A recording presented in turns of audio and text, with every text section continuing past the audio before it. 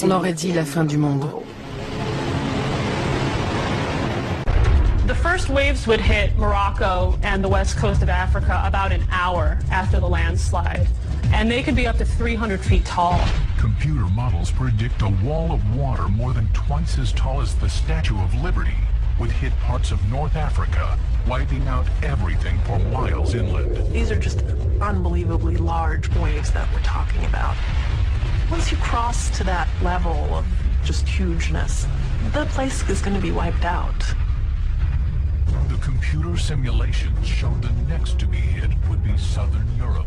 Tsunami waves would then race west across the Atlantic, striking the Caribbean and the Americas, nearly 4,000 miles away. En principio, esta ola será unas 30 veces más grande que el tsunami del Océano Índico en 2004. Tendrá más de 1000 metros de altura. La erupción de 1980 del Monte Santa Elena fue la prueba de que un volcán se puede derrumbar de esta manera tan terrible. Fue un suceso impresionante, pero el derrumbe de Cumbre Vieja podría ser 200 veces peor.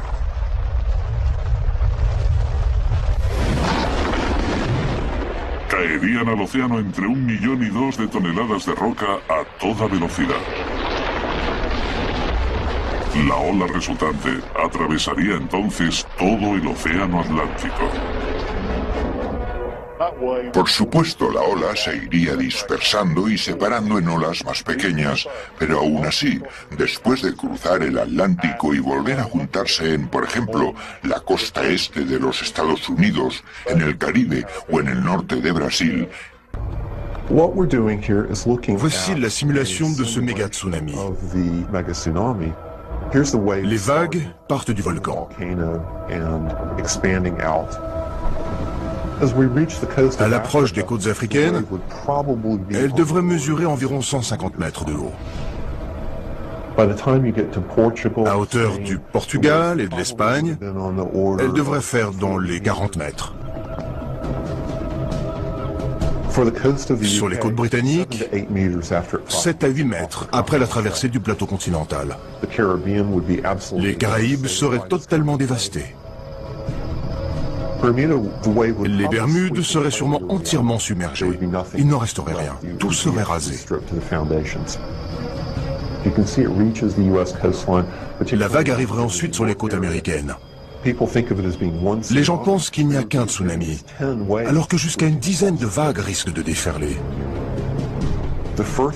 La première ne serait pas la plus haute. Elle ne mesurerait que 8 à 10 mètres. Mais la deuxième pourrait atteindre 25 mètres. 25 mètres, cela suffit pour noyer tout Long Island. Tout serait rasé.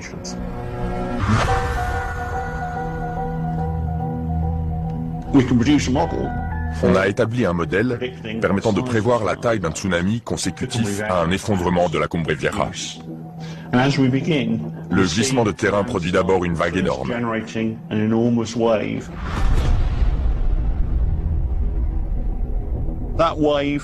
Elle pourrait faire jusqu'à 1 km de haut. Pour vous donner une idée, ça représente 3 tours Eiffel ou 3 London Shard les uns sur les autres. Ça fait énormément d'eau. Au bout de 20 à 30 minutes, toutes les vagues sont parties de La Palma. Elles entament un long voyage à travers l'océan Atlantique.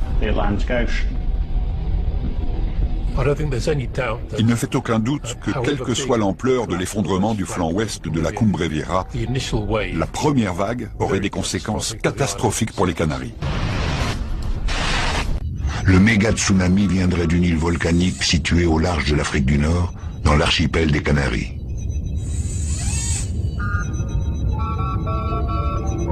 La vague dévasterait tout, jusqu'à 20 km à l'intérieur des terres.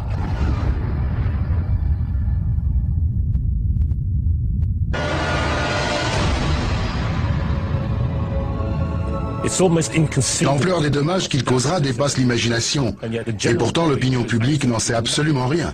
Ce cataclysme aura une puissance destructrice pratiquement illimitée. Et nous ne pourrons rien faire pour l'arrêter.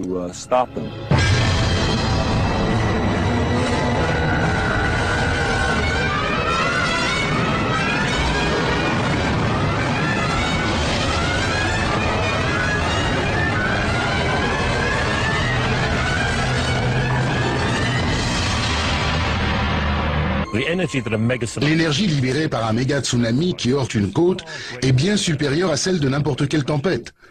La raison tient à la longueur de la vague, c'est-à-dire la distance entre son début et sa fin.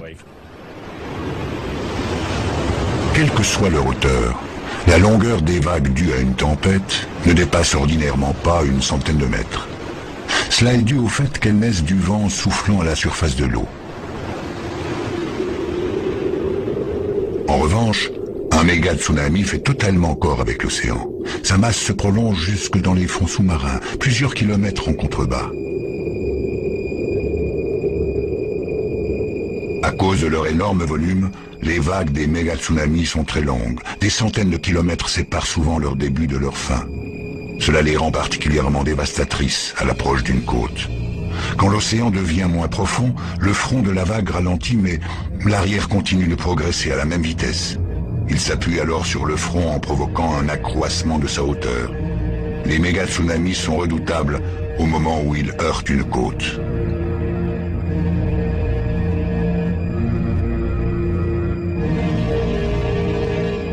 Ils se dressent jusqu'à se changer en un véritable mur d'eau. La grande longueur de la vague a une seconde conséquence effrayante. Au lieu de se briser sur le rivage, elle progresse à l'intérieur des terres en engloutissant tout devant elle. Les vagues provoquées par les tempêtes n'ont que quelques dizaines de mètres de long, mais celles des méga tsunamis mesurent plusieurs centaines de kilomètres. Une vague classique qui touche une côte se brise sur place, alors qu'une vague de ce type s'engouffre au-delà du rivage. Cela lui donne une puissance redoutable. L'île de la Palma. C'est une des plus occidentales des Canaries. 80 000 personnes y vivent de l'agriculture et du tourisme. Elle comporte 2 volcans. L'un éteint et l'autre en activité.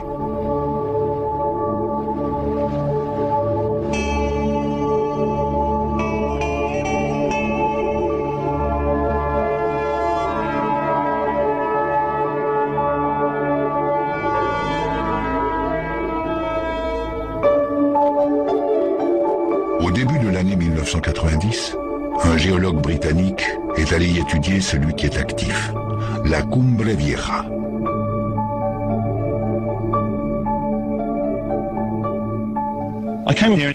Je suis venu sur la Cumbre Vieja pour essayer de comprendre son histoire et les phénomènes qui s'y manifestent.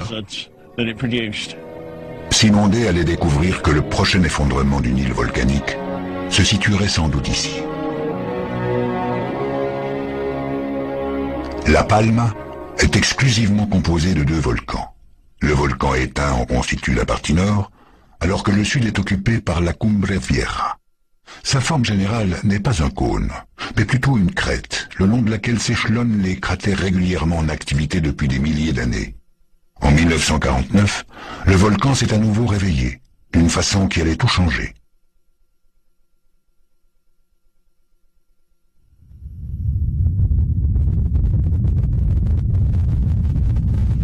L'éruption elle-même n'a pas été vraiment dangereuse pour les insulaires, mais elle a provoqué un phénomène d'un type nouveau.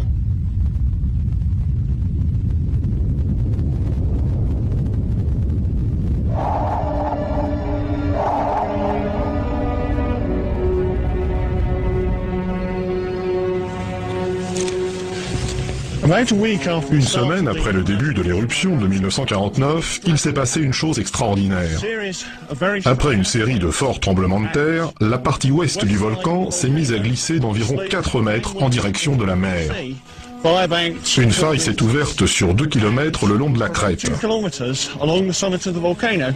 n'est pas une configuration normale pour un orifice volcanique destiné à laisser jaillir le magma ou la lave. Ce côté a descendu par rapport à l'autre d'à peu près 4 mètres. Toute cette zone s'est rapprochée de la mer. C'est tout à fait inhabituel. On ne voit jamais cela sur un volcan.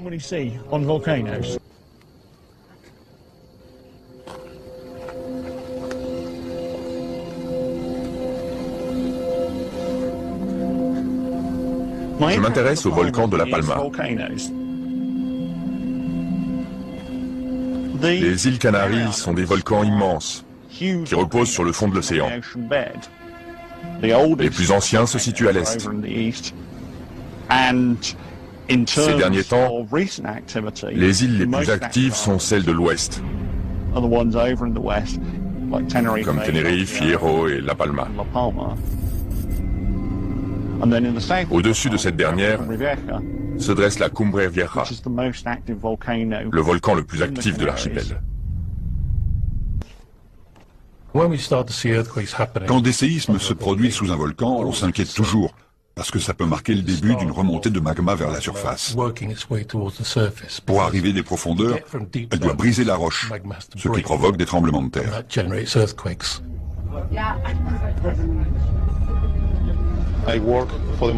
Je collabore au programme de surveillance de l'activité volcanique.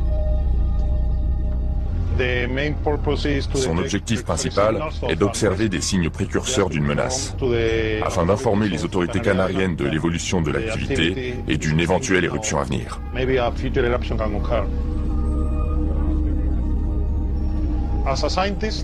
Mes collègues scientifiques et moi avons une immense responsabilité. Si on fait notre travail correctement, on sauvera des vies.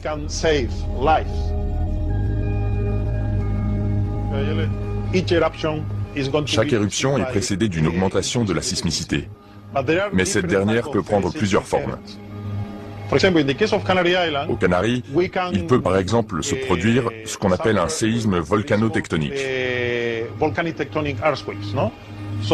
Mais comme c'est un phénomène assez fréquent, il ne signifie pas qu'une éruption va forcément avoir lieu. Pour beaucoup de gens, les volcans sont des sentinelles de roches qui perdurent pendant des millions d'années, alors que ce sont plutôt des tas de cailloux instables.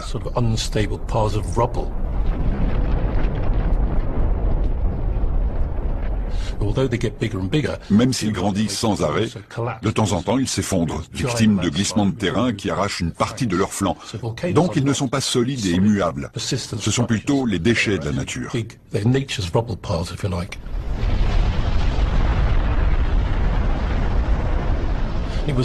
L'éruption du mont Sainte-Hélène en 1980 a fourni la première preuve visuelle d'un effondrement. This is the CBS Evening News with Dan Rather. It is an event that defies superlatives. One geologist said today, there is no record in geology in the last 4,000 years of anything like this happening before. The tremendous lateral blast is unprecedented. This sequence of photos was taken during the first 60 seconds of the mountain's eruption, beginning shortly after 8:30 on Sunday morning.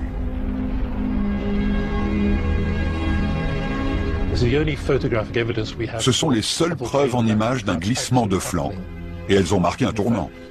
On a découvert qu'un volcan se comportait d'une façon qu'on ne lui connaissait pas. Au lieu d'être uniquement verticale, une éruption pouvait être latérale.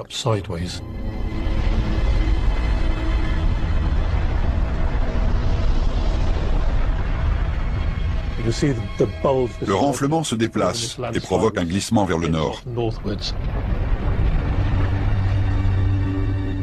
Un panache de cendres gigantesques monte dans l'atmosphère et recouvre la région.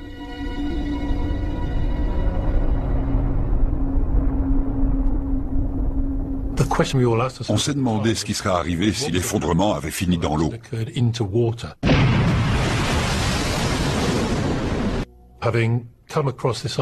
Sachant que le flanc ouest de la Cumbre Vieja est instable, on s'est demandé s'il était en train de se déplacer.